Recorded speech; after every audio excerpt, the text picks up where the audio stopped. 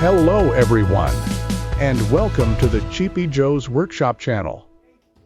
I had a saw, and I used it for just about everything I did, and one day I turned it on and it started making noise and smelling like smoke, and it quit. So I had to buy another saw. Voila, my new saw. But the thing about it is I have this table and I want to use it. Now I devised or I made my own router table. I watched a lot of videos and seen a lot of stuff, and I made my own router table, and it works quite well, but we'll discuss that a little bit in another video, and I'll show you how we did it. But in the meantime, I'll show you my router table. Here's my router table, my little work table. I made my own